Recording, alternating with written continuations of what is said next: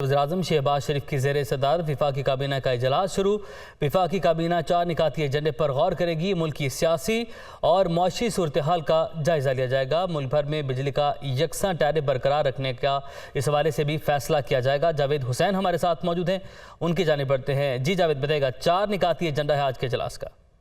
जी बिल्कुल, वज़ीर-ए-आज़म की ज़ेर सदारत वफाकी काबीना का इजलास इस वक्त जारी है और वफाकी काबीना के इजलास का 4 निकाती एजेंडा है जिस पर गौर किया जा रहा है, जिसमें सुप्रीम कोर्ट लाहौर डिस्ट्रिक्ट के लिए जमीन की अलॉटमेंट की समरी की मंजूरी दी जाएगी, जबकि पाकिस्तान ऑनलाइन वीजा सिस्टम में दीगर ममालिक की शमूलियत के हवाले से जो समरी है उसके पर भी गौर के बाद उसकी मंजूरी दी जाएगी।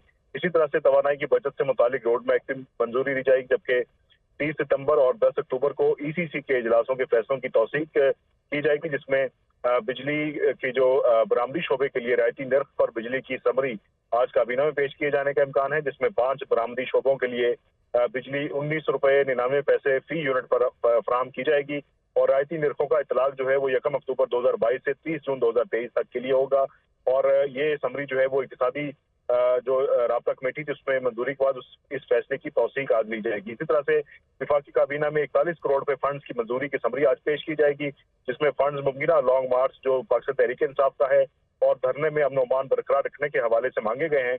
इसकी ECC ने गुज़िश्ता रोज वज़ारत दाखिला की तजवीज़ पर मंजूरी दी थी, जिसकी आज वफाकी काबीना से तौसीक करवाई जाएगी।